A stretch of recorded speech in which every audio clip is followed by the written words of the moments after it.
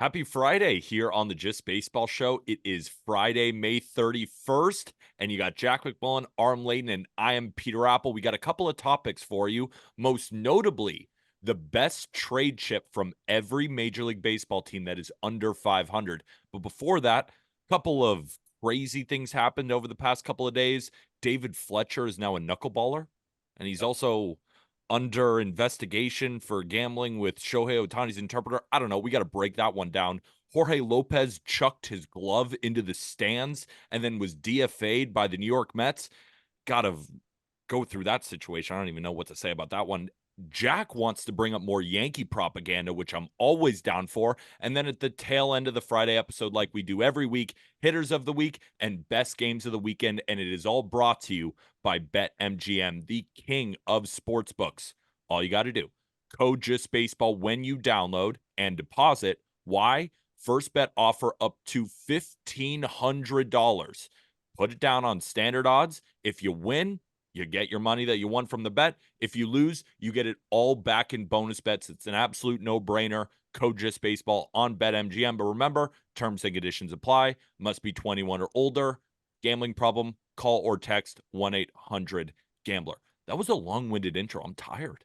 That was good, Can I though. tell you, it was really good. I needed a little bit more juice off the top. Just a subdued happy Friday. Like, it's Friday. Happy Friday. I agree with you. The only reason I said it is because we usually do more of a casual Friday. So I'm feeling kind of casual right now, Understood. relaxed. I think the sun from Mexico has worn off my tired body, and I just feel good. I feel relaxed. Understood, man. I guess the Joey Gallo, Mark Davis saga got left on the cutting room floor. How does that work? I think it did for That good didn't reason. make our list of topics. It's just that looked like a TMZ report that you were running with, and I just I don't didn't even know if it's thought. real. Like, I don't know what happened. Like, somehow Dov Kleiman is involved, and Dov Kleiman isn't a real guy. Like, I don't understand. All I know is, like, it was funny that Joey Gallo was thrown in the middle of that. I'm like, why? He's hitting a $120. Or Yeah, the best part about that story was, have you seen those videos where, it's a wife and their husband or partners, whatever, and they're doing a gender reveal party and like they toss like a blue water balloon or a yep. pink water balloon and then you hit it and then you see if it's a boy or a girl. There were so many videos of people swinging and missing at that one. It's like Joey Gallo's gender reveal party. That made me die. I didn't even look into the actual story. That was my favorite part of it. Yeah, I didn't know that this was one of the three true outcomes they were talking about with Joey Gallo. It's funny because Jack is like king of we need to fact check these stories. We need to cross reference it. It's the old journalism, the big J. And then the second Joey Gallo is implicated with Mark Davis and something like that, he's running with a TMZ headline. He doesn't give a shit. And that's why I didn't even know when you brought it up at the social chat. I thought you were trolling. Obviously, we didn't run with that story because I'm pretty sure that it was refuted in some ways. But we'll let Jack still roll with that one. And have your moment there. I think there's just a certain echelon of funny that you can cross, and I throw like Just nothing else fact-checking out the matters. window. Yeah, Nothing else even matters. if someone made that up with like a Mad Libs, it would still be funny. They said I made Hilarious. this story up, but like here's the story I made up. It's still funny. So I do agree with that. Yeah, that Also, was really good. I don't mean to repeat something from yesterday, but Jack, you have to tell the crossword puzzle thing with Tarek Skubal and Jason Benetti to Aram. Aram, tell me this isn't the most Jack story you've ever heard. I called it his Super Bowl. It was awesome. So I was watching. I split my time. So Tigers Pirates doubleheader. I watched Game 1 on Bally Sports Detroit, and I watched Game 2 on Sportsnet Pittsburgh. And Game 1 was Skubal, so I wanted to watch the Tigers telecast for Skubal, and then I wanted to watch the Pirates telecast for Skeen. So Skubal shoving. After his seventh shutout inning, the seventh inning, you've got Benetti, Kirk Gibson, and Carlos Pena talking about how Skubal, before every start, does the USA Today crossword. And if he gets stuck, his catcher, Jake Rogers, will have a filled out crossword puzzle that Skubal will go, ask for help with. So like the battery helping each other out here. So Skubal wants to finish it. They finish the story on the USA Today crossword right when he gets the final out. And Benetti's toss to break was 0 across for Skubal. Like, how good is that? That's really good TV. That is really good. Yeah. That's the kind of guy that if you have him in your booth, you lock him up, right? Like you make sure that he stays with your organization, because I mean, that's a guy that can, yeah, even if it's a bad organization, can probably just keep things light and make it enjoyable. And I'm glad he's in Detroit now. And I think it's better for him. Worst case scenario, he doesn't go to a division rival or anything. No, Like, that would you be terrible. You would never want that to happen. No, of course not. That would be brutal. That How would be cool is brutal. that Scooble does the crossword, huh? It's quirky Yeah. and fun. But come on, Arm. Yeah, Jack, no, that is Jack's Super Bowl. But I will say, the second I ever hear like a really good call, I'll always shoot it right over to Jack. You know who else nails those is Ian Eagle. Like Ian Eagle in the moment. It's like he had to be prepared for it, but sometimes it's like there's no way you could be prepared for that exact moment. And he'll have just an unreal call, jawbreaker on the jawbreaker dunk is one of my all-time insane. favorites. But Benetti zero across that's real good. That's real good. Listening to the Mets booth talk about the Jorge Lopez situation, I thought was pretty hilarious, because all of them were just so mundane and just looking out at the field and saying, you know what, this is the perfect cherry on top of how the season is going right now for the New York Mets. So here's what happened. Jorge Lopez, reliever for the Mets, is on the mound. He tries to get a check swing from the third base umpire. He thought he went. Umpire thought he didn't. Says it's a no swing. Jorge Lopez basically yells over there, gets tossed, and then as he's walking off the mound near the dugout, chucks his glove into the stands. Now, that on itself is obviously not very good, very unprofessional, but it's what happened afterwards that made the headlines. It looked as if he said in the post-game presser, the Mets are the worst team in probably the whole fucking league. It was then clarified by Anthony DiComo, who writes for MLB.com. He's the beat writer for the Mets, saying that he meant he was the worst teammate on the worst team. Now, Jorge Lopez, maybe 10 minutes after this happened, immediately gets DFA'd. However, today, he said on his Instagram story that all he said was teammate, and he's then blaming the media for blowing it out of proportion. I don't know who to believe. All I know is it was a shitty situation for a guy who has been okay, but has been struggling lately, and I feel like it was just a landslide of what has been happening to the Mets this year, and he kind of let it all go, and now he's going to get probably picked up by another team. How'd you guys read into this? Jack, you want to go first? Yeah, sure. So there are a couple layers to this.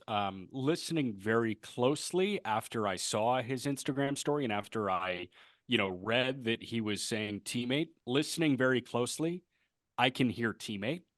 I can absolutely hear teammate. Like, I don't hear team now. I hear teammate when I watch the video back. The fact that it was lost when even Steve Gelbs asked him to clarify was really interesting. I will say I've had several players that I've crossed paths with that I've had good free-flowing conversations with in English off the record. On the record, they use an interpreter. Like Ji-Hwan Bae, for example. Ji-Hwan Bae speaks very solid English, but he will use an interpreter. Shohei Ohtani, I'm sure he has limited conversations in English with his teammates, but he is always going to use an interpreter, because if he missteps in his secondary language, he's fucked. Like, PR-wise, he's screwed. So Jorge Lopez, I know he's been in the league for a while. English is still his second language. You can hear that very clearly. So there is that language gap that kind of fucked him in this case. The other thing is, this is a guy that has missed time because of mental health issues. Like, he took a 15-day break last year. He went on the 15-day IL for a mental reset, pretty much, to address his mental health issues. He missed the minimum. He came back with Minnesota. So this is a guy that has dealt with shit within the last year and who is speaking his second language to New York media, which is not easy to handle, even if you grew up speaking English and nothing but English. It was just a situation from hell for him. And the more information I get on this, the more and more I feel bad for Jorge Lopez in this situation. Yeah. I think in the moment too, you look at the Mets, what's going on there, what has historically gone on, and it makes it a lot easier to kind of leap over the context and not really zoom out and think about Lopez and the things that you mentioned with the mental health last year and dealing with some of those challenges. And I think you saw them spill onto the mound as well. And I know that was something that started to get a lot more coverage and a little bit more discussion. But I think when you just see a guy chuck his glove over the net, then he gets a chance to say, like, I shouldn't have done that, and doubles down and says, like, no, like I don't really regret doing it. Like, they pretty much teed him up to just do the classic. It was the heat of the moment. I shouldn't have done it. That was my mistake. And he didn't do that. And I don't know if you can blame that on the language barrier, No, but you I can't. do agree with everything else that you said. And this is why when people are like, oh, like, why does Ohtani still? It's why Ichiro used an interpreter the entire way. It's scary, especially when you're a big figure, to get misquoted and to get misunderstood. And then especially when you're in New York like this. I do think that he didn't do himself any favors with, one, the outburst, and then two, just doubling down in the beginning of the conversation. I think that kind of shifted everybody's ears to hear the worst too the rest of the way, and maybe not be a little bit more open-minded to what he could have actually meant or what he could have been saying.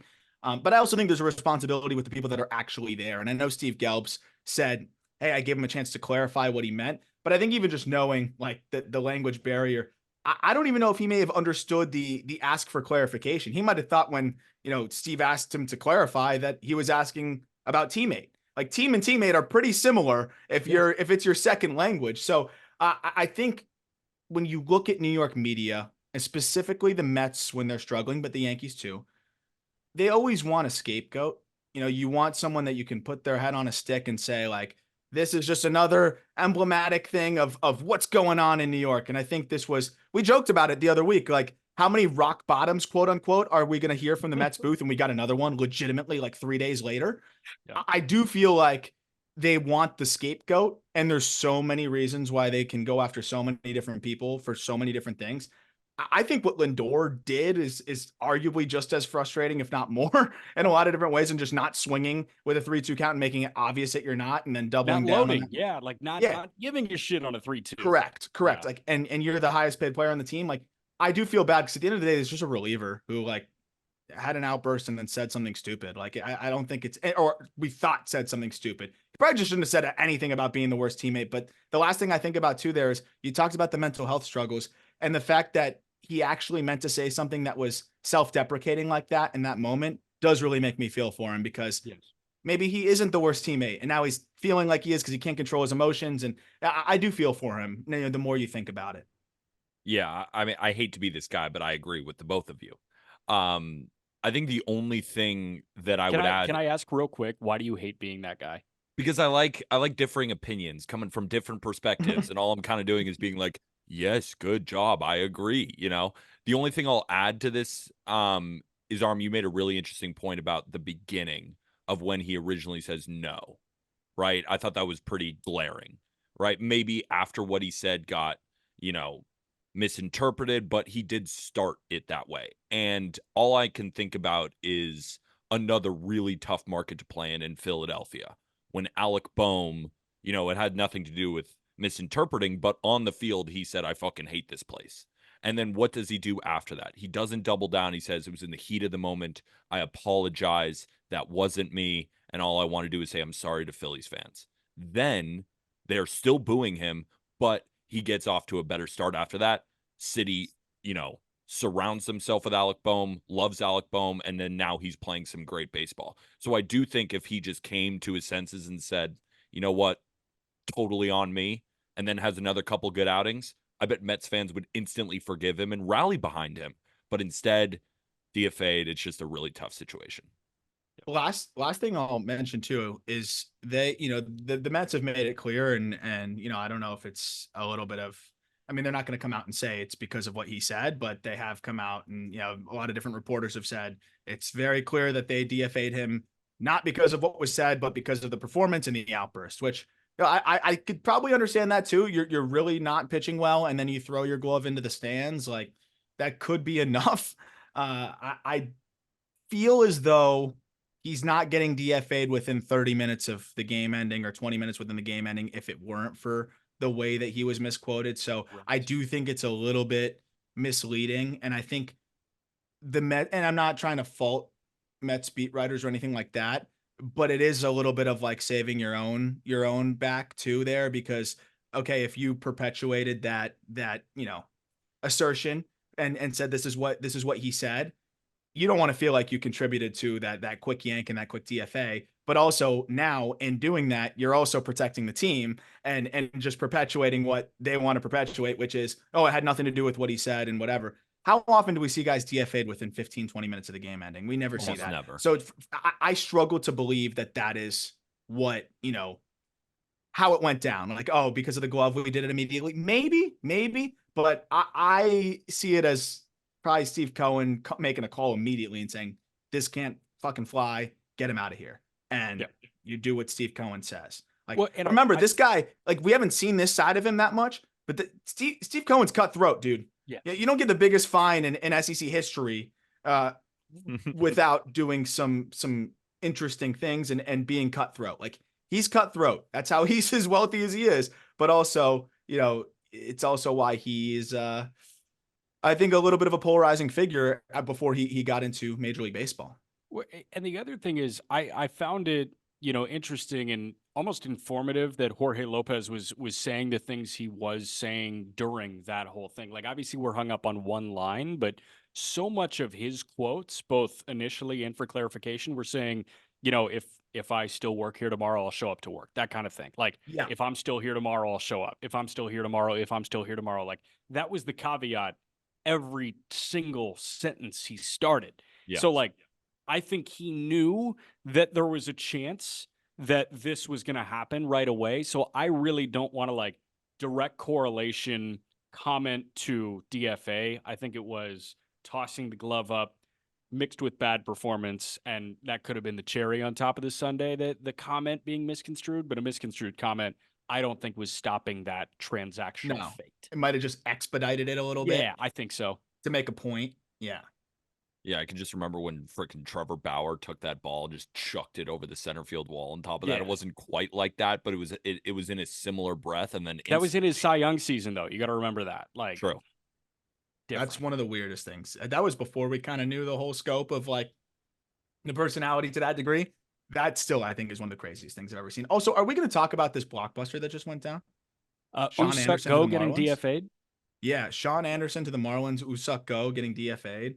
The Marlins are starting to make some moves here. Peter, you have the under win total for the Marlins this year. So do I. Are you nervous now that Sean Anderson is in town? Did they get Usuck Go in the loser eyes trade and now he's gone? Yeah, that was like a salary dump offset. Go is not very good. I was disappointed with what we saw from him in his little stint with the Padres and now at the Marlins. And I'm sure someone will take a flyer on him as a reliever. Sean Anderson, South Florida kid, though, American heritage. So comes back home. And I think this is probably to get somebody else there for when they start to trade the big league arms, though. I think they're starting to curate the depth so that they have bodies to fill in when they start moving dudes. Did you see what Ken Rosenthal said? No. On Foul Territory? Said Luzardo is good as gone, pretty much. I figured. That sucks. Like, just because South Florida kid, great dude, like, embodies just everything you would want as the Marlins franchise. But, Peter Bendick says to turn this thing around. So I get it. And that's going to be a nice haul that they'll get in there for him. So for sure, that'll be fun. We'll talk about that in a little bit, actually. But yeah, credit to the Marlins. That win over the Padres on Wednesday made them not one of two teams with a win total in the teens right now. They got their 20th win. Really exciting. I think they've been better since trading Arias. Colby just texted in the group chat. They're 11-11 since the Arias trade. Makes you think.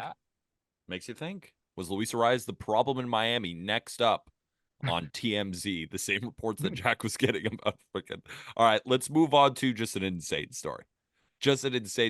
I made a TikTok about this and I said it's the craziest story in sports right now. And maybe there are crazier ones, but god damn it, this made me just laugh for like 7 different reasons. So I called it the craziest story in sports right now. David Fletcher put up 10.5 career WAR, 276 career hitter in 7 seasons. Better career than I thought he had. Is now just had a start last night against the Norfolk Tide, one of the best minor league teams that we have, the Baltimore Orioles AAA affiliate.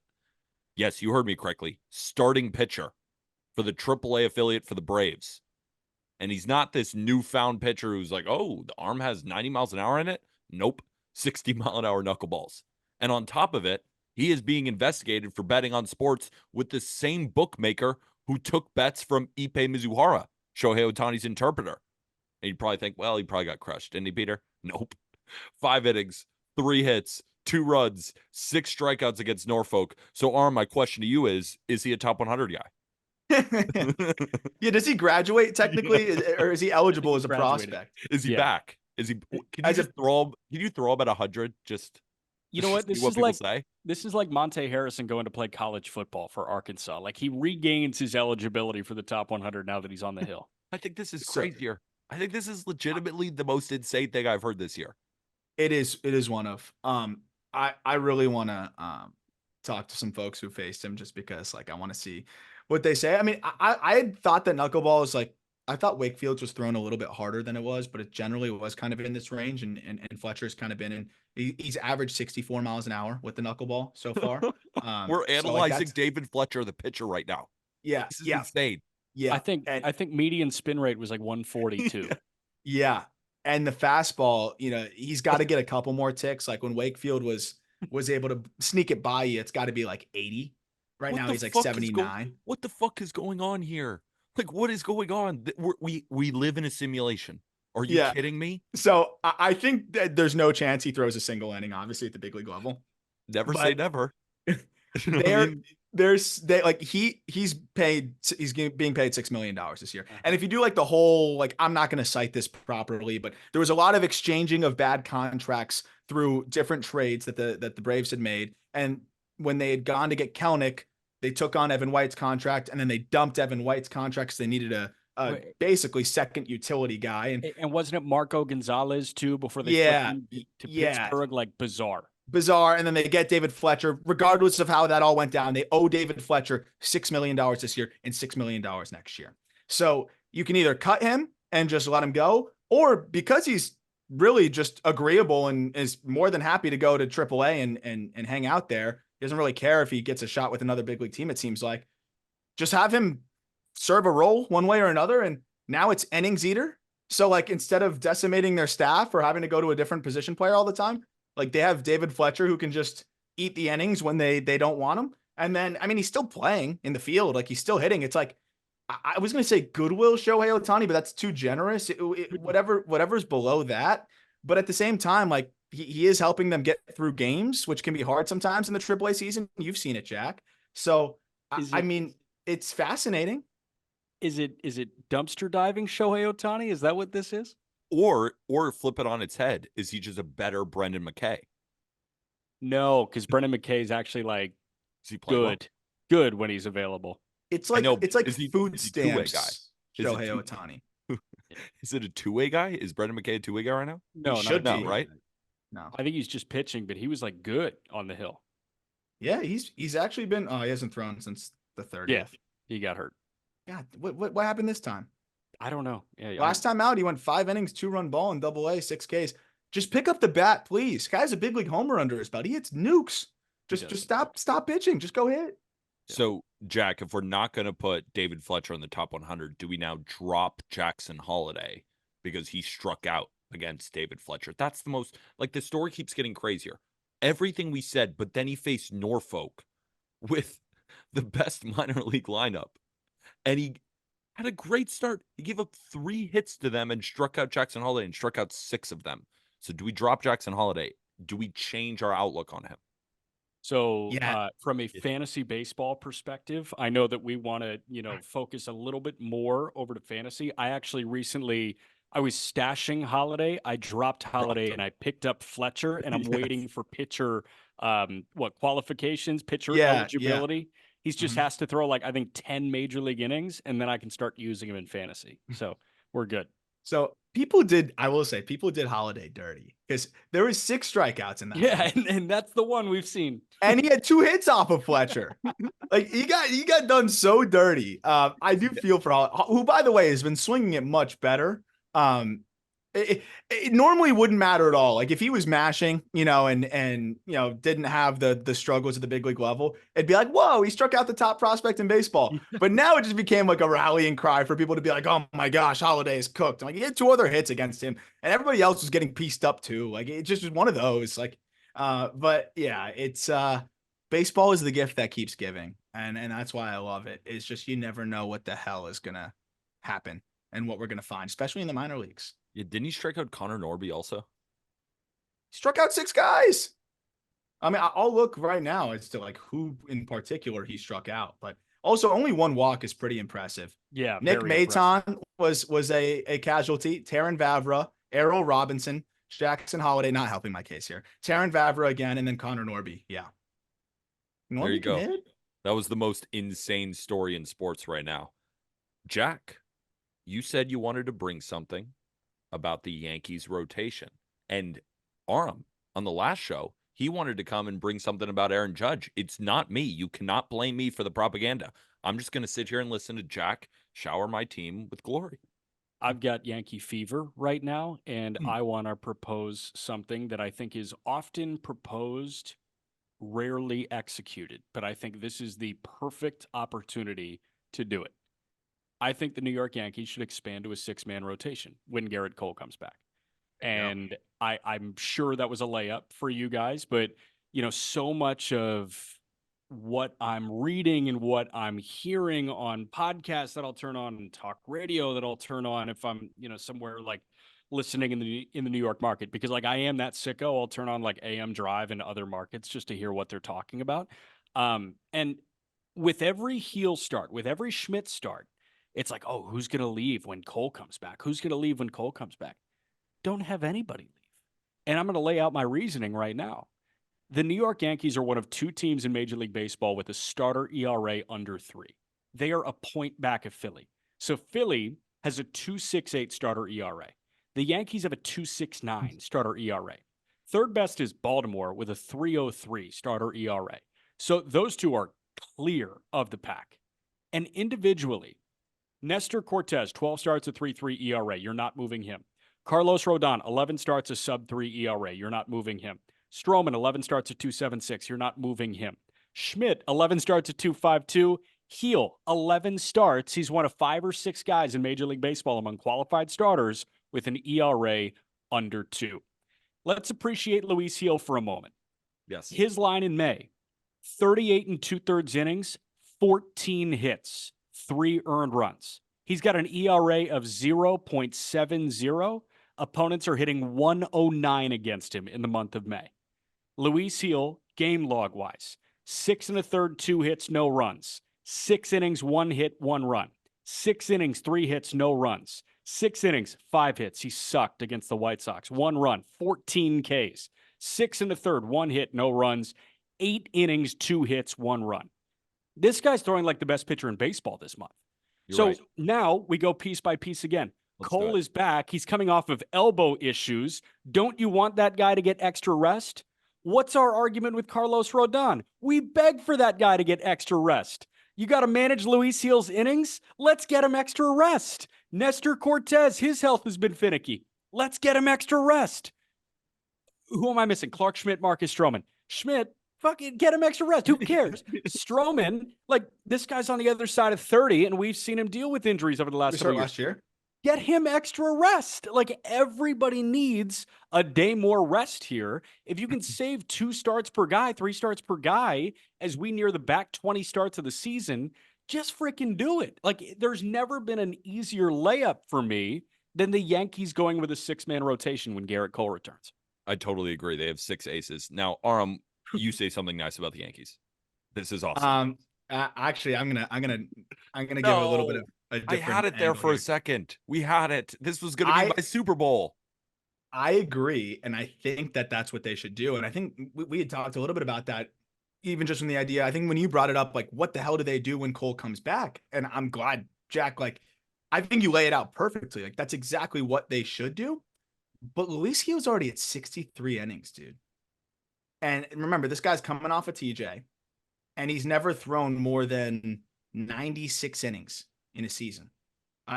Actually, no, I take that back. If you combine the minor leagues in 2021 with the big league stint, he got just over 100 there. I think they're going to manage his innings really carefully. And I do wonder if it times up perfectly for them to send Heel down or, do whatever they want to do to manage those innings when Cole comes back. It is alarming, not alarming. It's the testament to how good he's been, but he's on pace to throw like 200 innings. You're not going to do that, especially with a guy that has the stuff that he has and throws as hard as he does. I think they should go with the 6-man, and I think that will help them, especially once Heel comes back. But I think there's an inevitable IL stint or option to AAA or whatever they're going to do to manage his innings that's going to come at some point. But then on the back end, to help him stay available the rest of the year and not have to shut him down again, maybe they go 6-man rotation the rest of the way. So while I really dislike what Arm just said, he's right, unfortunately. Luis Gil is going to have to get his innings managed. But can we combine these two ideas? Can we have that 6-man rotation, and then on that sixth day where Luis Gil is pitching, maybe it's 3 to 4 innings, he acts more of an opener, and then you have more of your bullpen. And the Yankees bullpen has been good, not great. I think that's the weakness of this team right now. Like, the bullpen ERA is fine, but they don't strike a lot of guys out. It's not that same like fuel that normally comes out of the Yankee bullpens. It's a lot of like decent lefties, and like Luke Weaver has taken most of the innings, and Luke Weaver has been he's been great, but like, it's May 31st. Like, I need to see way more for me to rely on Luke Weaver being the guy in this bullpen, which he has been, and I'll give him a ton of credit for that. So I think that we can do both of what you guys just said. We can go to a 6-man. We can have Luis Gil just not have these 8-inning outings anymore. But like, Arm, what are we supposed to do when he's shoving? What are we supposed to do when he's dominating through these 8 innings? I'm sure Aaron Boone is just asking himself, I mean, am I supposed to take him out? He looks great. He's still throwing 98 in the 8th inning. What are we supposed to do when he's allowing 2 hits? Like, every start with 10 Ks. He looks like the best pitcher on the Yankees right now. And then Looks like my the best other pitcher idea, in baseball right now. Don't stop there. He looks I like the agree. best pitcher in baseball this month. You know what? You're right. You're totally right. Luis Gil does look like the best pitcher in baseball. And I'm thinking to myself, I guess Nestor might be the man out, right? No. Dude's got a low 3 ERA with a 2.96 expected. That 3.30 figure, a little bit unlucky. He's been awesome. Clark Schmidt's been great. Carlos Rodon's been great. Stroman's the man. I went from a Stroman hater to now he's one of my guys now. Everything is flowers, and I never want this to end, and I don't want to wake up. I don't want to wake up from this. I'm really close to getting the God bless me tattoo on the neck. I'm really close. Sub 2 ERA for the season, I'll do it. So, Aram, do you think that, what do you guys think is actually going to happen? Because we talk about what we want and what we think is the right idea. Rarely are we listened to. So what do you think is actually going to happen? I think they're going to manage his innings sometime relatively soon. And it might coincide with when Cole comes back. And then I do think that they could do the 6-man rotation. I do believe that could be a possibility, especially with wanting to manage Cole and make sure that he's good. And when everyone's the argument against the 6-man has always been, you don't want your ace to throw less frequently because he gives you the best chance to win every 5th day. With the rotation being as good as it is right now, and just really you have an advantage every single day in the rotation right now. You can roll with that 6-man and not have that worry as much and focus on preserving Cole, not only for the long term, but also just for the rest of the season and make it a little bit easier for him to recover. So I think Cole comes back. They probably stick with a 5-man because I think Heel ends up managing, having his innings managed. And then I think whenever they decide Heel is good to come back in, then I think they could go with the 6-man. That's my prediction, but I don't know. Teams seem so apprehensive about the 6-man. They always kick the tires on it. They never actually do it. Yeah. I think the deciding factor is going to be level of caution with Cole. If Cole is adamant that he's got to throw every 5th day, and the Yankees are adamant that the best pitcher on the planet needs to throw every 5th day, then okay, I get it. The course of action that I see happening is when Cole comes off the shelf, you skip a heel start and you've got 5, and then you go to 6, and then you skip a heel start. I think it's going to be varying 4 or 5 days rest for these guys. And hopefully the off days kind of line up with that too. But I could see them skipping a few starts where skip, short, skip. And then that's 3 turns. That's 20 innings that you just saved right there, tentatively speaking for Heel. So I think we could see some of those, hey, Heel gets optioned for a minute, but he never leaves. He never reports. And then he's, recalled right away. I think that's the best idea. A 6-man hybrid while also getting Cole every 5th day. I can sign up for that. I'd sign up for that tomorrow. Yeah, but does Cole want to go every 5th day because he didn't get surgery on an elbow issue? You know what I mean? I think if you asked him, he would say 1000% yes. Do the Yeah, for Yankees sure. want But that like, to happen? do Yeah. he and the Yankees in Yes. tandem want him going every fifth day and like want him? Oh yeah, Cole off the shelf goes 8 innings shutout. Like, are we sure that's good? I think it's depending on how he feels. Arm, what do you think about that? What the? Sorry, I lagged out for a second. Like him going totally, all systems go right away off the IL. I don't know. I always think they're going to be cautious, and then guys like that have been here for a while, like Eovaldi, just skips rehab all the time and just throws. Like a lot of guys just kind of skip that and just go all out. I wouldn't be surprised if it's just kind of a couple slight ease in, still throws 80 pitches, and then he's going to be unleashed by like the third start. Well, what we do know is the Yankees have the best problem in baseball right now. 99 problems, and the Yankees don't have a single problem. It's just out of 99. Aaron Judge. That was a total misquote of Jay-Z. Now we're good. Every team under 500, let's talk about their best trade chip. So right now, as we record, the teams that are under 500, we're going to give you the best player that we think will be available at the trade deadline. Now, not all of these teams are going to be under 500 at the deadline. So we'll probably clarify by saying, well, this team is under 500 right now, but we don't think they'll technically be trading anybody away, but we can still go over their best trade chip if they end up doing so. So those teams are Tampa Bay Rays, the Blue Jays, the Tigers, the White Sox, the Rangers, the Astros, the A's, the Angels, Nationals, Mets, Marlins, Pirates, Reds, Diamondbacks, and Rockies. You might have heard your favorite team. Doesn't necessarily mean, like I said, that they will be selling, but we do have a trade chip in case they do. Do you guys want to go from top to bottom? We all brought our player. We have not talked to each other about which one we think it's going to be, so it'll have a good conversation around it. We'll start with the Tampa Bay Rays. Do you want me to go first on these, or Jack, you want to go first, and we'll go clockwise? I'm happy with anything, Peter. What do you want to do? So how about this? We'll go you, Arm, then me, and we'll just Okay. go around the horn. And I'll introduce the team, then you go. So Got you. Tampa Bay Rays, who you got? Isaac Paredes. Junior Caminero is out 4 to 6 weeks. Paredes is one of the more underrated players in baseball, if not the most underrated player in baseball. And once Caminero is healthy, there is no reason for him to be in AAA baseball anymore. You have a cash cow in Isaac Paredes. Move him, the farm doesn't even need to be revitalized in Tampa. We were just talking about that on the call-up. Like, the farm's awesome again. Like, look at the lineup in AA when Xavier Isaac gets up to Montgomery. It's ridiculous again. They can become that perpetual machine again if they move Paredes.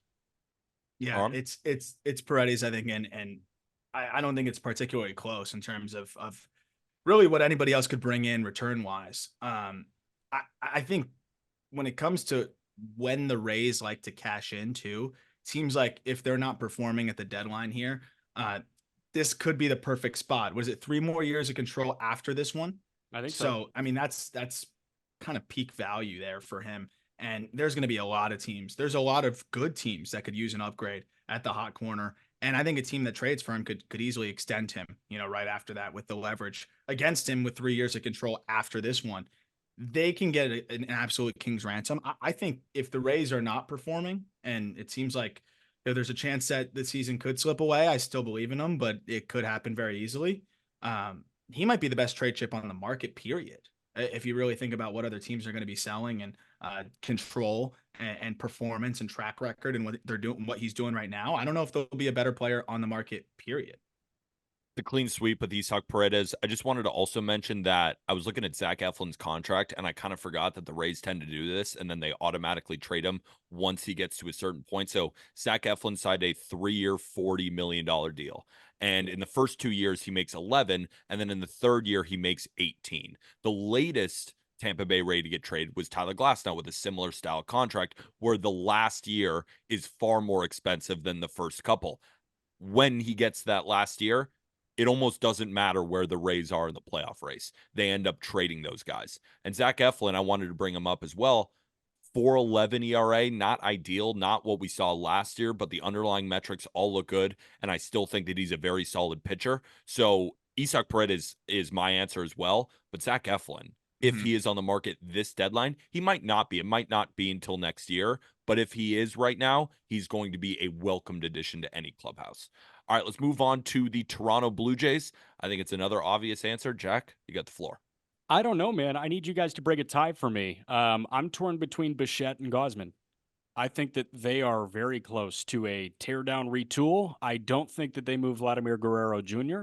I don't think they move Barrios because Barrios, I think this year and last year is kind of proven that, he can be a valuable piece through the end of that long-term extension. I think they could move Gosman with a year of control remaining after this, and I think they can move Bichette with a year of control remaining after this. So I'm torn between those two, and I need to hear your guys' cases. All right. I think Bichette brings in a little bit more of a return, but it also really depends on how he performs the rest of the first half here. I mean, he's been much better of late, and I think that helps. So assuming he's putting up numbers similar to what we've seen the last few years, it's probably the most valuable piece, especially because you can kind of put him in two different spots on the left side of the infield, and just, again, the track record. Gosman being a little bit older, opening the year with some injury issues, I think could be a little bit less valuable and also more expensive. So from just what you're going to have to pay him standpoint, Same with Vladdy. Like I could see them moving Vladdy if the market doesn't, materialize the way they wanted for Bichette. And I think they should keep Vladdy, and we've talked about that. And he's been playing really well lately. But you never know. They owe him what 20 million, and he's under control, but the control is extremely expensive because of how good he was in the beginning of his career. Yeah. So I think it's Bichette, but I do think Gosman has, a strong claim. If he starts pitching like Kevin Gosman the rest of the way, and he did look good last time out, albeit it was the White Sox. I was there. It was fun to watch, but I think if he starts throwing the way he threw last year, then it could be him, but I'll lean towards Bichette. Yeah, the reason I thought it was going to be clean sweep for Bichette was, even if you consider Gosman and Bichette even on a playing field in terms of players, one is a few years younger, one is being paid less, and they have the same amount of control, and one is a shortstop versus a pitcher anyway. And they've both gotten off to tougher starts, but I'm more reliant on the guy in his 20s bouncing back when he has 4 straight years, or 3 straight 4+ win seasons with 4 straight years of WRC plus over 120. So that's why I thought it would be a clean sweep for Bichette. But again, I mentioned Gosman the other day as being a potential trade chip for the Braves. But you guys, and maybe you don't share this, this is just what I've been thinking of more and more. I kind of don't think the Blue Jays are going to trade anybody. I don't really think that they're going to offload Bichette, Vladdy, and Gosman. I think it's another one of these teams where we get excited because it makes sense for them.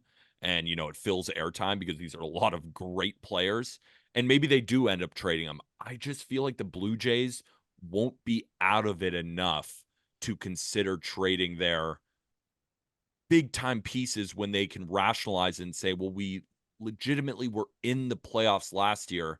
It was just kind of a down year. We still have these guys for another year. And then if they start next year and really start to fade, well, then these guys are free agents after that season, and then we trade them.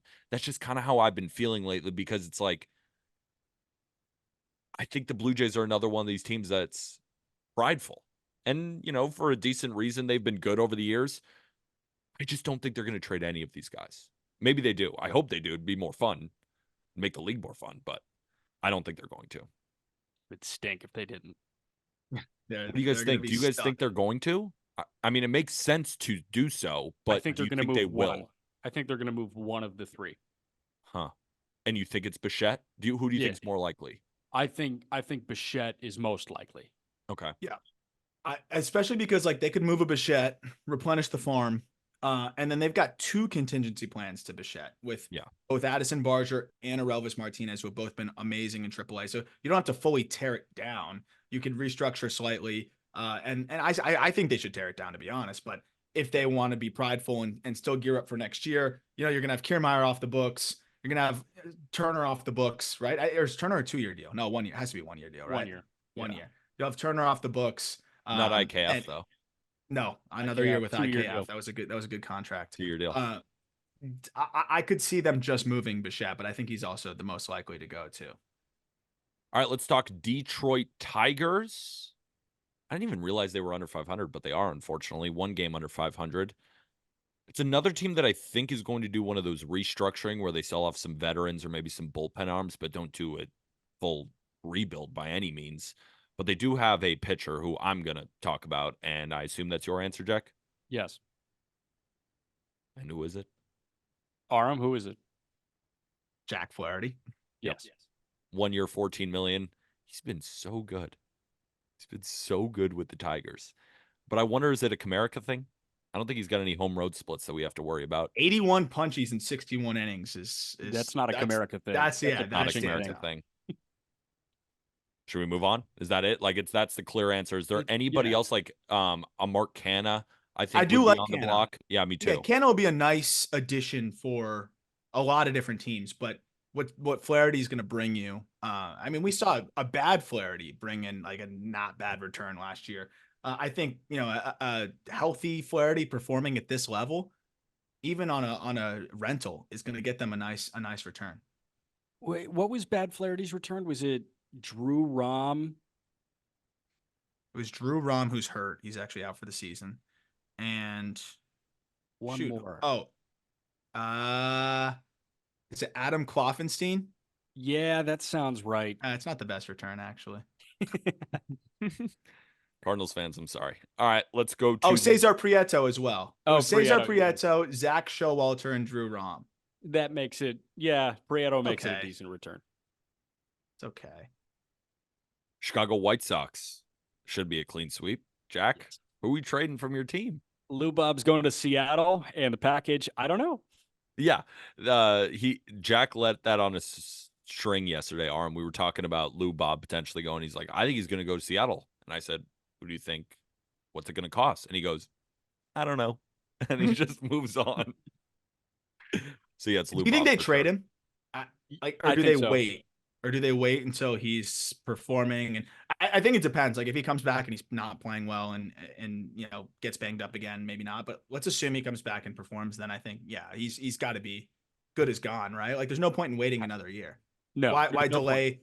Because you're going to get pieces that I think it's the same reason why Peter Bendix wanted to move Arias now is like let's get these pieces in our farm system this year and start that development process all the way up to the big leagues and see what we've got rather than I think you're delaying the inevitable and not really having an ability to assess what you've got. So yeah, I'm with you. I think it's clearly Robert. Unless someone wants to take on that Andrew Benintendi contract, it looks pretty favorable, I think. So Lou Bob makes $15 million next year as a 27-year-old.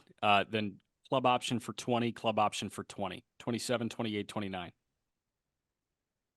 You can just sign Luis Robert to 3 years, 55. I am. Yeah. Double. Yeah. Triple. Yeah. So, you want to move on to the Texas Rangers? This was a tough one. I personally don't think the Rangers are going to sell. I think there's a good chance that they make the playoffs, but I did bring a player that I think they could sell and it really wouldn't affect their team, but he's playing really, really well right now. John Gray. Yes. I mean, John Gray's got an ERA in the mid twos. He's an unrestricted free agent, 26, making $13 million a year. I do think if the Rangers, want to get a backup prospect and DeGrom comes back, Tyler Mahle comes back, Max Scherzer comes back, Dane Dunning continues to pitch well. They got Heaney. Of course, they have Eovaldi. They have plenty of arms. I think they could send him off and get a prospect if they're kind of in the middle, but I just brought him up. I don't even think they still trade him if they're in that situation. So that was a player who I think if the worst thing ever happens and they just start losing randomly and then they do sell, maybe it's John Gray, but I don't think much is going to happen. I think even if the worst thing ever happens, they still don't sell. Like I they just won the World Series last year. They can be in position to win the World Series again next year. Like I just don't. I know they're under 500. I do not view them as a sub 500 team in the slightest. Yeah, I agree. I could see Ezekiel Duran getting moved maybe in a different deal, like to either replenish the farm or to, go making another aggressive trade, 3-team move, like because they have a surplus there with the way that Josh Smith is playing, with the fact that they're going to get Josh Young back. And even like a Justin Foscue who's hurt but can do a lot of the same things, not nearly as athletic, but we're talking about an infield depth piece here. I know you're a little bit more dynamic, but I do think a lot of teams would take Duran in a heartbeat. And could probably give him a nice return or maybe help their team now with that. So I could see Duran potentially being moved in, a larger deal that helps them both now and also gets them some prospect pieces. Kind of on the same wavelength as the John Gray one. Yeah, I like that one a lot. Houston, another team that I know they're 8 games under 500. I know they're 6.5 games out of the division as we speak here today. I just don't see them selling. We could talk about who it is. Maybe you guys do. And maybe this is me just knowing how good the Astros have been over the years. But their owner, I just think they're still kind of in win now mode. They see the team in front of them. I still think that they can compete, and I still think they can as well. So I wrote down Framber, potentially if they want to deal their best trade tip, quote unquote. Do I think they're going to trade him? No. Is the most likely guy to get dealt Alex Bregman? Yes, because he's a free agent after the year. But who would I rather want if they were to actually sell? It would be Framber, but I don't think they're going to sell. Jack, what say you? Yeah, no, I think they should move that platoon first baseman, and that'll be good. Let's see if the White Sox want Jose Abreu back. It's just like, hey, what do you need to take Jose Abreu on for this year and next year? And no, you trade Jose Abreu to the Angels. Get him to the Angels. To the Angels? Angels. Yeah, I could see that. But like Shonawell needs everyday reps. Also, Heel bullied Shonawell so bad off the top of that game last night. It was insane. Like, I just watched Shonawell get frozen on 3 straight fastballs and then walk back to the dugout. Like, this is so mean. It looked like he was like, I'm going to get a slider eventually, right? Nope. All right, I'm going to go sit down. He was frozen. No, I mean, I guess I don't have an answer. I don't view the Astros as sellers. Like, I just, it can't compute in my brain. Yeah, Framber or Bregman are the only guys that I think if they got an offer, they couldn't refuse. They'd probably do it. But you also have to look at their pitching situation, even going into next year, and they're going to want to compete next year, and they're going to need Framber to fill out that rotation. It's still, there's not a lot of bodies there. I mean, they're going to get Garcia back. You're hoping you're going to get some other guys back, but you can't just rely on that. So I think Bregman's the most obvious one in terms of likelihood, but Framber's the most valuable in terms of guys that could get moved. So as we move to the Oakland A's, it's a 2-horse race. Do you want the guy who's played some DH and some outfield who has got a 918 OPS, or do you want the best reliever in baseball with years of control? I think the answer is Mason Miller with years of control, but I just didn't want to sleep on Brent Rooker. Like, Brent Rooker is going to be a big bat for somebody at the deadline. He has been raking. Can any of you fight for Brent Rooker over Mason Miller potentially? Respectfully, I'm in REM 2 with Brent Rooker right now. Like, I know that he's been hitting, but I'm still sound asleep on Rooker. So give me the best reliever in baseball. What does this guy need to do to wake you up? 41 home runs in 181 games. Play defense in Oakland. Who cares? I need him to hit. I want him to be. He's going to be a great 6 hitter for a playoff team. Playing some DH, maybe some corner. I mean, and he's going to slug more wherever else he goes too. Yeah. Like but that said, I mean, it's not even close. I mean, Mason Miller's the kind of guy that can win you a World Series. I mean, if he has one of those runs that he's having right now through the playoffs, it's you just can't quantify the value of that. And they'll try, and it'll be a huge haul, and I think they will move him. So Mason Miller's probably one of the more valuable pieces on the market, period, assuming he's healthy. The Angels are weird because they have a couple of guys who are just playing out of their shoes right now, playing out of their mind. Kevin Pillar is the best hitter in baseball for whatever reason. Luis Rengifo is destroying baseballs right now. Willie Calhoun is hitting? What? My answer is Taylor Ward, though. It's just the guy that's proven it the most. And he's still having a pretty damn good season in his own right. He's consistent. I would totally take him in my outfield. Give me Taylor Ward, the proven commodity. But luckily, the Angels do have some hitters right now that are going to command something on the market. But knowing that, Artie Moreno is going to say, hey, look at how well we're hitting right now. Let's buy. So I actually don't think the Angels are going to sell. I think they're going to buy. I think Ward brings in a haul with the years of control and what he's done over the last few years. I think he's pretty proven above average regular. I wouldn't sleep on Tyler Anderson now, too. I don't know if this is going to stick. Like, I don't know if this is going to keep happening, but, we've seen him be this guy through stretches. The guy had a 2.57 ERA, with the Dodgers in 22. He's got a 2.47 so far this year. The underlying doesn't like him nearly as much. At all. But that said, I mean, he's throwing well. I also Reed Detmers is a tough one because he's not pitching the way that you want to see him pitch, but I feel like there's so many teams that would see Detmers as not only a short-term help and boost for them, but a guy that they could get, under the tutelage of their pitching coach or their organization and unlock something more. He's not even 25 yet, which is crazy to think about. So I could see Reed Detmers being maybe, I don't know if he commands more, like with the years of control and being a left-handed pitcher who's not even 25 yet. Like I do think Detmers could compete with a Taylor Ward package. So I think it's Detmers and Ward, but Ward's the most likely to go, and I think will go. I think he's the most valuable available Angel, Detmers.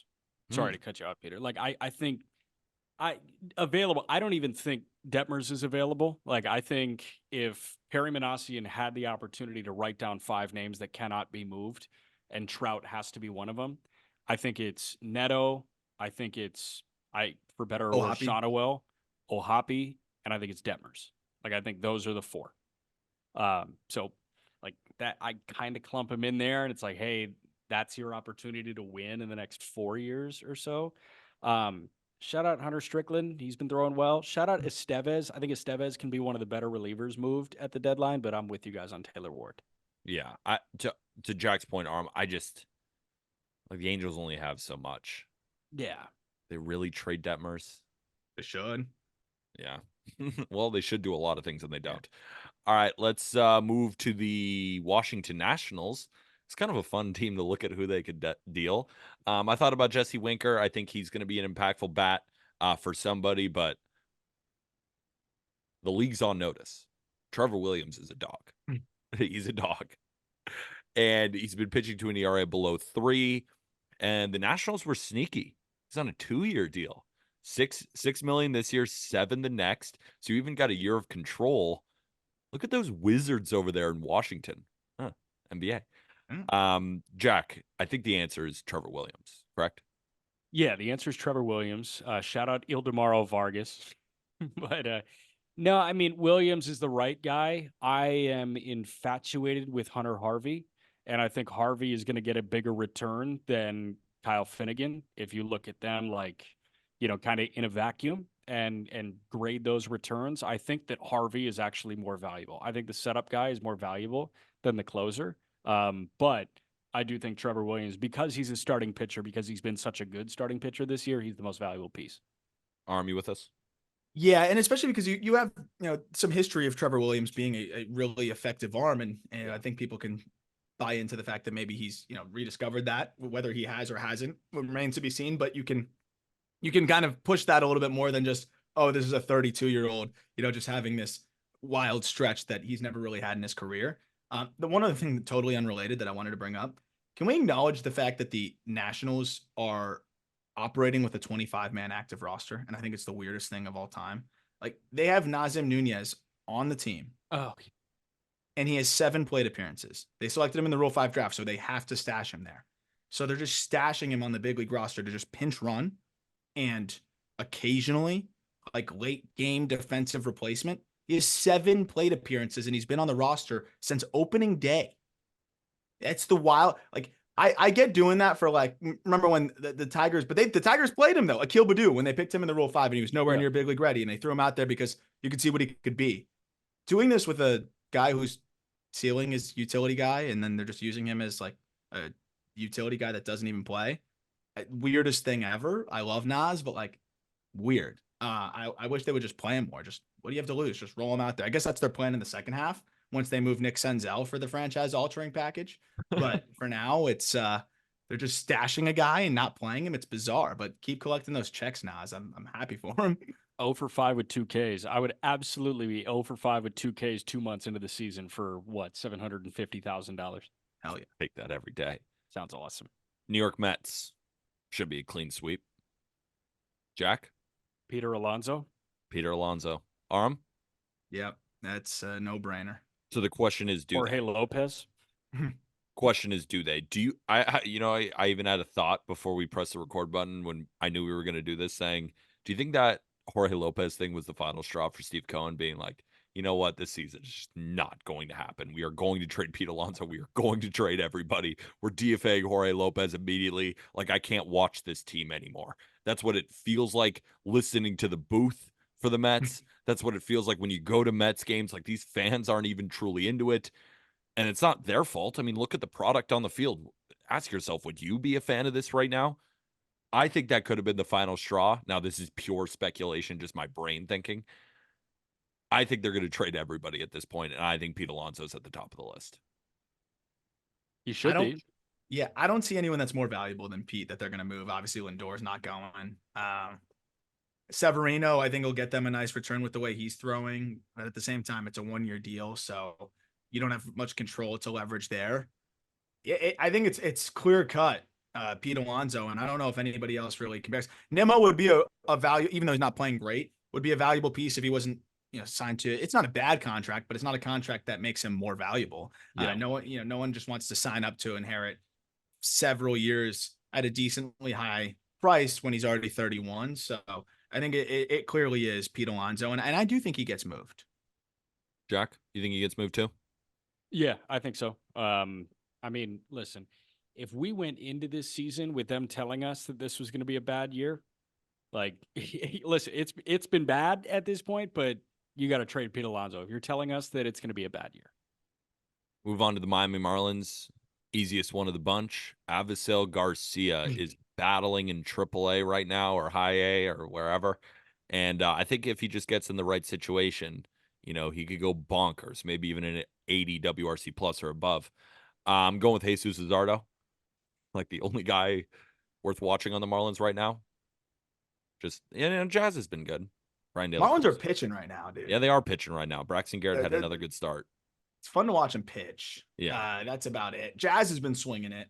But even then, I mean, no one compares to what Luzardo brings to the table. And I think just when he's on the mound, and now he's even back now, and he was talking about throwing, more 93, 94 and hitting his spots. And he did that and shoved. And he's saying, like, yeah, I don't need to always be throwing 96 to have success. And the fact that he's doing that and is cruising the way he is, I mean, that's clearly their best trade chip. And I think he's going to bring in as much of a haul as if Isaac Paredes is moved. I think that's the biggest haul, but I think with 2 more years of control after this one, which is what it is with Luzardo, I feel like it's easily going to be the biggest haul. If you combine likelihood and price tag, it's definitely the most valuable piece, I think, on the market. Jesus Luzardo is most coveted too, because Isaac Paredes, you need a hole at third base. Like, a lot of teams think he might be the best offensive piece available at the deadline, or maybe a Pete Alonso. But if you don't have an opening at first or third, you're not going to be calling. I think they're going to get a call from every single team who's buying for Jesus Luzardo. Yeah. Even if you don't even need starters, like, you're just going to call to see, because you can never have too much pitching. So I think, shockingly, he's thrown in 3 different postseasons now. So like he's a guy that's been there between Oakland and Miami. He's thrown in 3 different postseasons. So I mean, that is, they didn't make a World Series run, but it is a guy that, if you're buying a starter from small market team, rarely are they guys that have kind of pitched on that stage, and Luzardo has. So I think that is another wrinkle in it that, is unique here with Jesus. As we move on to the Pirates, Jack, I'm curious to hear what you think. I have 2 guys, one's a starter and one's a reliever. Who do you think is the most valuable trade chip for the Pirates? Let me guess who you're going to say. Is it Martin Perez? No, it's Bailey Falter. Been throwing really well. He's got a mid-3s ERA. Yeah, I think Perez is the slam dunk they're moving. I don't know if they move Falter. Like, with Falter throwing as well as he is, with like as much control as he has left, why would they move him? That's a good point. Because their window's not open yet. You know what I mean? So like, he's around for the long haul. And I'm sitting here watching AAA and I'm watching AA all the time, and it's like, you have pitching depth. Do you know that it's going to like concretely turn into big league success immediately? Like, not necessarily. We just talked about Anthony Solomito struggling. Bubba Chandler missed a start and he's been struggling. It's just so finicky. So I don't think that Falter's available. I think Martin Perez is one of the guys, and then relievers, I don't think they're moving Holderman. Is Holderman the guy that you were thinking of?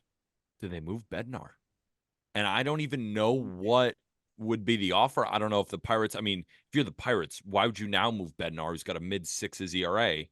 But if a team comes calling and gives you a competitive package, I feel like that would be the best package you might get. So that's why I wanted to bring him up to see where that is right now. I think they're in a tough spot. They're in a really tough spot. Aram, what were you going to say? I was going to say, yeah, I was just going to ask you, like, what do you think? Because he's under control through 27, but he's already making $4.5 million, and he's going to become more and more expensive for the Pirates. And, teams like the Pirates probably don't like to allocate $7-8 million to a reliever, although they did allocate, 13 million to Chapman. 10.5. Chapman is the highest paid player on the Pittsburgh Pirates this year. So maybe they'll wear that. He's been much better of late. I think they should absolutely, if he's throwing well, Bednar, I think they should absolutely listen to offers on him and try to cash in. But if not, and let's just assume that they hold on to him because of the control and because he hasn't been pitching as well as usual and what you can expect. Is Connor Joe a guy that they want to hold on to? Maybe. I mean, at this point, yeah.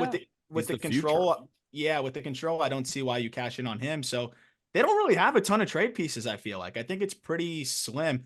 I would consider moving Holderman though. Like I think when you're a team in the position that the Pirates are in, and you have so much talent pitching wise throughout your entire organization, cash in on a guy that's having a career year. Like he might be a great reliever for the rest of his career. Sure. I'll wear that one if I'm a GM and cash in and I think get a really nice piece potentially. So I think it's probably Holderman. If I'm looking at likelihood, like what is a team going to give up for Martin Perez? Not much. Not much. And you have to beg for a team to take Chapman at this point. Beg. Holderman's, that would be like one of the greatest resales that we've seen in recent memory. It was a 1-for-1 swap for Daniel Vogelbach to the Mets. Do you know how many gray hairs Daniel Vogelbach gave the Mets fan base as a whole? Like the fact that they got Holderman for that is awesome. Do you think they hated him as much as the Pirates fans hate Rowdy Tellez? I think so. I think so, but Pirates fans hate Rowdy. It's insane. It's sad. Like it is bad. They really despise that man. It almost feels like what Yankee fans did to Aaron Hicks, but it's in Pittsburgh with Rowdy Tellez. Yeah. It's just destroying him. And like one place is way more blue collar.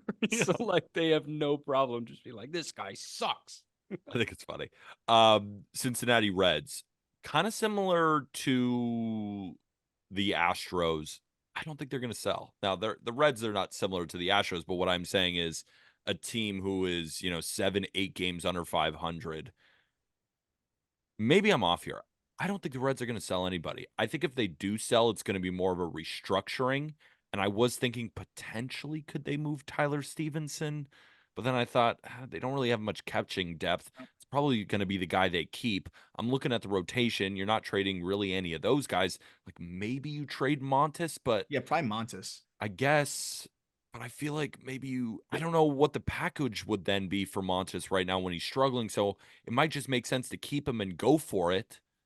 I don't know. I really couldn't think of anybody outside of Alexis Diaz could be a return.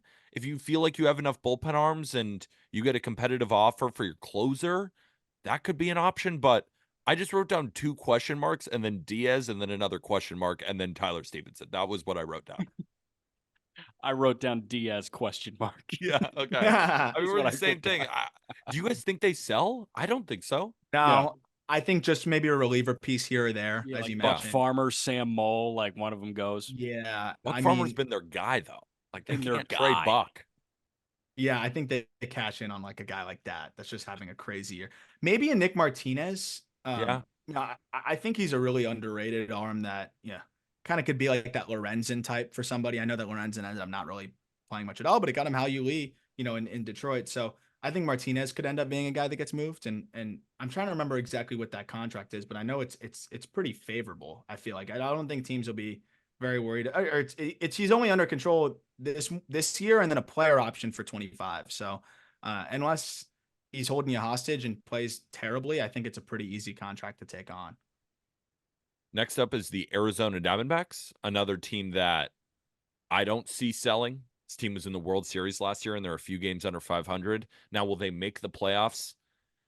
I grow weary about that day over day. I don't know if it's going to happen, but even with that said, I don't think that they're going to sell. I think it's actually more likely that they buy and they're trying to compete. But if they were to sell, they have a damn good player as a free agent next year, and that's Christian Walker. Yeah. Now, Christian Walker could command a big package for them. Not like enormous because he is free agent after the year, but if a playoff team needs a first baseman and they don't want to go get Pete Alonso, maybe the package from the Mets is too much. That's the perfect player to go get because I don't think the production's going to be all that different. And Christian Walker is a savant with the glove as well. So I think Christian Walker would be a fantastic trade piece.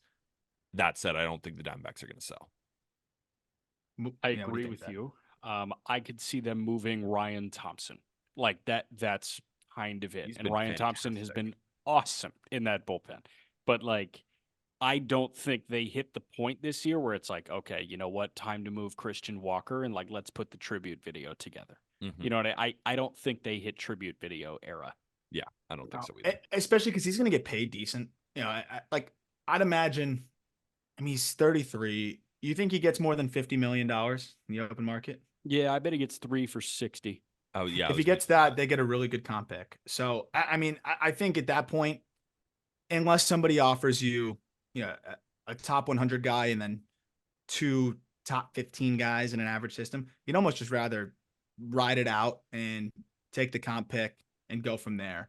And maybe he takes the qualifying offer and you got him for another year. I doubt it, but you never know. So I think that's probably the answer. And I agree. Like, I just think they're going to be too in it to fully, tear it down. But if they are, for whatever reason, not, as close as they'd like to be, and it starts to get away from them, I agree. I just think the relief pieces are probably the choice. Maybe even a Paul Sewald if they're like out of it. Just to cash in there. He's 34. I think that could be an angle they go with too.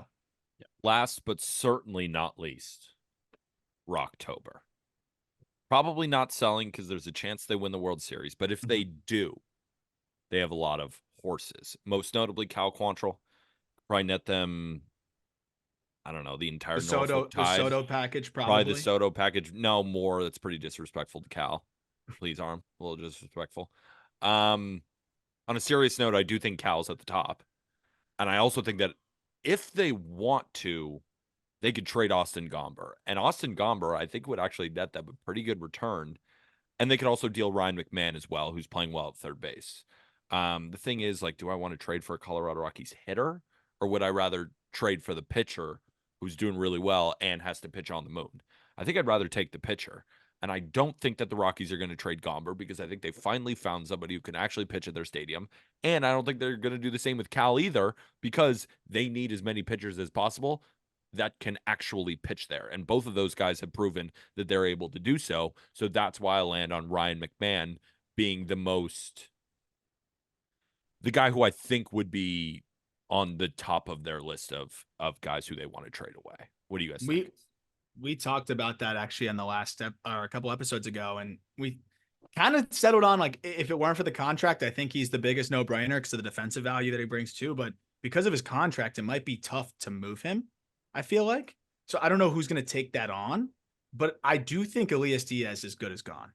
Yes. And I think that's the obvious one there. And he's back to swinging it well again. I hope he's not like a tale of two halves guy again, and teams may be a little bit skittish on that. But he's swinging it well, and he's going to be a free agent after this year. And they have Drew Romo just sitting in AAA ready to go. So I know he's going to be the guy up there next year for them anyways. Diaz could be an upgrade for, I think, a lot of teams behind the dish. Yeah. I like the Elias Diaz one. I think the sneaky one that Arm and I discussed very quickly last week was Brenton Doyle. I think that they could move Brenton Doyle, and I think that is a larger package just because he is the best defensive center fielder in Major League Baseball.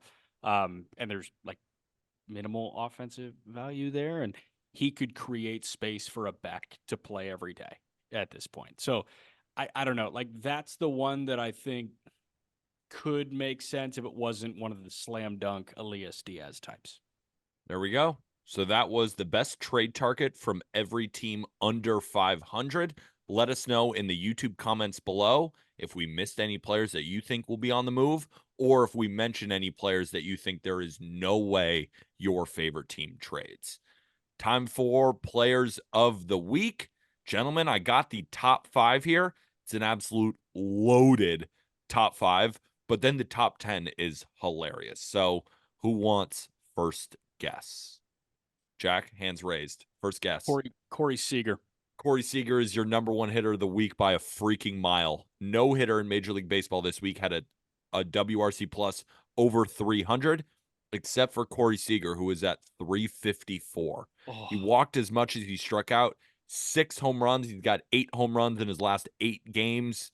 381, 500, slugging 1,200. Almost put up 1 win this week. Jack, you got number 1. So Aram, any other guesses? 2 through 5. Aaron Judge. Aaron Judge. God, you guys are good at this. Aaron Judge, 4 home runs, slashing 333, 433, 917 for a 259 WRC plus. He comes in at number 4 on the list. Jack, back to you. Oh, this is where it gets tough, I think. I'll give you a hint. 2 elite players and 1 guy who's kind of a legend. Oh, J-Ram. J-Ram. It comes in at number 2. Damn, that was mine. The guy is just, I mean, he's destroying baseballs. Leads the league in RBIs. Had 12 RBIs. That's the leader of this week. Walked more than he struck out. 4 home runs, 370, 469, slugged 1,000, 299 WRC plus, and he is officially better than Barry Bonds. So you guys are still missing number 3 and still missing number 5. Rafael Devers. Devers is not. What? No, Devers is not here. Another Red Sox, though, came in at 11, Wilyer Abreu. But Nice. no, I don't know. No Okay. Devers. Go ahead. He just mashed in a doubleheader. Matt Vierling. There you go, Arb. You got to think about the most recent cases player of the week. The stats can go crazy. Matt Vierling comes in at number 3, 4 home runs, 10 driven in, walked almost as much as he struck out, slash 429, 480, slugged 1,000 for a 296 WRC plus. So you're just missing number 5. AL East. I was going to say Paul Goldschmidt, who looks alive again. Goldschmidt comes in at number 11 here. AL East. AL East. Jose Siri. Yep. Nope. What? No, it's not Jose Siri. Oh, I was about to say I've missed something crazy there. He had a great game on Wednesday. He robbed a homer in the top of the 9th and then walked it off in the bottom of the 9th. Did you see Randy's reaction when he did that? Yeah, but like he also just kind of like posterized Randy and like nuts in your face type thing. So I kind of get it.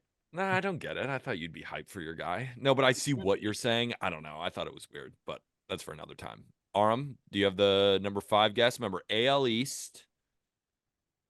He's really good. He's elite really good. player. He's an elite player. People are calling him. People on this podcast, like all the handsome guys, have said that he operates an at bat like they've never seen before. Think about someone Soto? really handsome talking about Juan Soto, who comes in into the It's number John 5. Soto, yeah. Juan Soto. I mean, 4 home runs this week, 9 driven in, 333, 438, 852 slash line to give him a 255 WRC plus. Your top 5 is Corey Seager, Jose Ramirez, Matt Vierling, Aaron Judge, and Juan Soto. Rounding out the top 10, Ian Happ, Isaiah Kiner-Falefa, David Fry, Luis Rengifo, and Teoscar Hernandez. That's why I said the bottom 5 is kind of funny. That is kind of funny. Games of the weekend. I like that. All right, let's start today. 1:20 on a Friday, the Wrigley Special. Javier Assad, 2:20 Eastern. Assad gets the ball against Graham Ashcraft at Wrigley. How do we do? Cubs, for sure. Cubs. Easy. All right, how about Houck and Maeda? Isn't that fun? Let's go to Queens, actually. Jordan Montgomery for the Diamondbacks, Luis Severino for the Mets tonight at 7:10. Ooh. The Mets aren't winning a game for a while, I think. Give me J-Mont. The Mets can't hit a lefty either. Yeah, I'll take the D-backs with Arm. Also, wait, Jose Siri has 2 homers today as we're recording this. Do you know that? Yes. Peter, update the stats. Oh my God. Quick He refresh. just took Mason. No way. What did he do? I think he just took Mason Miller deep. No, He just took way. Mason Miller deep. I swear to God. That's my guy. That's my generational talent. My MVP favorite. Oh, to tie the game in the bottom of the ninth. Dude. Where were you when 407 Jose feet. Siri? Wow. Off 100. Off 100 in on the inside black. I was just 4 years early. That's my problem. Oh my God. The pimp job is unreal. Oh, he's so back. Can I victory lap on Jose Siri yet or no? Do I Yes. need Nah, like he needs to get the OPS over like 650, and then you can. Yeah. But you know what? He's back. Okay. That was electric. How about later tonight? Cease and Waka at 8:10 in Kansas City. The Royals have been so good at home. One of baseball's best home teams. But I think Cease gives them trouble. I'll take the Padres, but that's a very reluctant take on the Padres. Padres offense just so frustrating. So frustrating. I want the Padres to win, so I'm going to go with the Padres, but I don't feel good about it either. Okay. 8:10 in Houston. Pablo Lopez in Minnesota against Ronel Blanco. I think Houston wins that. I do. I don't think Pablo's looked all that great. No, I'll and take Ronel the he's Astros. smooth. looked awesome. How Yeah. about Jose Urena and Sixto Sanchez in Miami? Rangers Marlins. Dude, if you told me Love that it. this would happen in 2024, I will be watching that one. I haven't watched the Marlins game in a while. I will watch that one. I will tune into that one. I can't. Also, Urania has like a 3.5, which is crazy. Yeah, he's been kind of gross. Sixto lowered his first inning ERA to like 19.5 last time out. So look out. I'm dialed into that one. And by the way, the answer is Jose Urena revenge game. I think Sixto Sanchez. I can't believe he continues to like survive these starts, but I think he gets blitzed in this next one. Yeah, I can see it. He might not make it out of the first. What do you think Corey Seager's EV is against Sixto in the first inning? 118? No, I'm gonna go just 112, but it's gonna be Oh, 112. Go 440 pull side. Pretty much a looper. All right, Eric Fetty in Milwaukee against Tobias Myers. Oh my gosh. That's games of the weekend? I'm kidding. but Okay. It's a tough one. Tobias Myers. Give me the Brewers. How about this one? Saturday at 4:05, Taj Bradley in Baltimore against Kyle Bradish. Ooh. We said the same thing in the group chat. Like we always say, look how good Taj Bradley looks one time through the lineup. Whenever you're watching a Taj Bradley start, it's 3 innings, no hits, 6 Ks. And he looks like the greatest pitcher alive. Then the 4th inning comes in. It's like, oh, now it's 4 innings, 2 runs, 6 Ks. And then he allows another one in the 5th, and then it's like a 5-inning 3-run outing. And I'm just sitting here. I don't understand it. He's the greatest pitcher I've ever seen through 3 innings. Knowing that, I'm going to go with the Orioles because I think they're just going to – they'll all strike out the first time through the order. They'll see him again, and they'll be fine. Yeah, he's his splits favorite to the right side too, and they got a lot of lefties, and home run ball has been burning him more left against lefties than righties too. And you look at that ballpark, same story. Bradish was unreal last time out. I'll go O's. Got you. All right, 4:10 in Houston. Framber Valdez against Joe Ryan. Good game. That's a fun one. In Minnesota, I think the Astros are going to go on a run. I don't care. Give me the Astros. Twins hit lefties well. I'll go Twins. Okay. Crochet and Gasser is like actually kind of interesting from just a pitching perspective. Hunter Green and Steele is interesting from a pitching perspective. How about 7:15 in Philly? Ranger Suarez against Sonny Gray.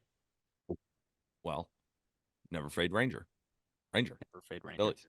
Yeah, Rangers gonna lower that ERA after the core start. He's ready to go.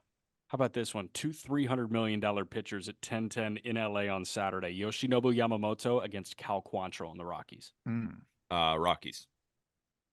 Yeah, Yamamoto. I'll go with the Dodgers, I think, in that one. Soft. Okay. There are some interesting ones on Sunday. How about Littell and Cole Irvin? Tampa and Baltimore in Baltimore. Tampa has a pitching advantage, but it is in Baltimore. Orioles. The Rays are just, they're so not fun to watch.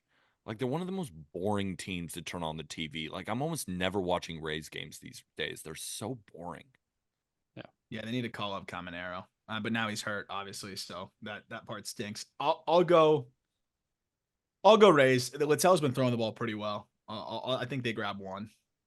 Okay. Battle of the Lank Machines is the last one I've got for you. 2:20 Eastern at Wrigley. Ben Brown against Nick Lodolo. Great game. That'll be a. That's must I see. almost said appointment television for that one, but like it is appointment television for me. Like Yeah, I that's a will fun- 100% be watching that game. Yeah. Damn, that's a good one. I think Ben Brown's like my new like favorite guy to watch. I'm going with the Cubs. I'm going Reds. I don't like how the Cubs match up against Lodolo there. I think he can make a lot of those lefties uncomfortable. I think Lodolo turns in a good one. I can see it. That's what I got. There we go. So if you enjoyed this episode of the Just Baseball Show, the best way to support, if you could leave a rate and review, 5 stars, whether it be on Spotify or Apple Podcasts. And if you want to spend a dime, now you don't have to, but it's a great way to support the show. Get your Just Baseball merch. You can find that in the episode description. Of course, we'll be back next week. But in the meantime, if you're heading out to a game, $20 code on Game Time. Code is Just Baseball. Plug that into the profile section, and you will get $20 off your first order. BetMGM, you want the first bet offer? Great. Code Just Baseball when you deposit. And that's it. For Jack McMullen, Arm Layton, I am Peter Apple. We'll see you on Monday. And with that, thank you, everybody.